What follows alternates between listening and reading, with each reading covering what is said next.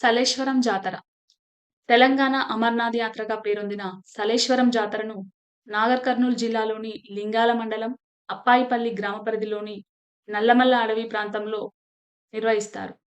ఈ జాతర ప్రతి సంవత్సరం ఉగాది తర్వాత వచ్చే మొట్టమొదటి తెలుగు మాసమైన చైత్రమాస పౌర్ణమికి 3 రోజుల ముందు ప్రారంభమై పౌర్ణమి తర్వాత 3 రోజుల వరకు అనగా మొత్తం వారం రోజుల పాటు నిర్వహించబడుతుంది. ఇక్కడ ప్రధాన దైవం శివుడు లింగమయ్యగా పూజలందుకుంటాడు. ఇక్కడ చెంచుల సంప్రదాయ పద్ధతుల ప్రకారం స్వామివారికి పూజలు నిర్వహిస్తారు. ఈ ఆలయం సమీపంలోనే ఒక జలపాతం ఉంటుంది. ఈ జలపాతం అడవులు, కొండల మధ్య నుండి సహజంగా ప్రవహించే ఒక జలధార. దీనినే శివగంగ, శివధారగా చెప్పుకుంటారు. ఈ నీటిని శివుడి యొక్క అభిషేకానికి ఉపయోగిస్తారు.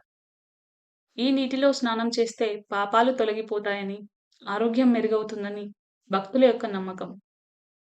ఈ నీరు అడవుల్లోని సహజ మొక్కల మధ్య నుండి రావడం వల్ల ఔషధ గుణాలు కలిగి ఉంటాయని భక్తులు నమ్ముతారు.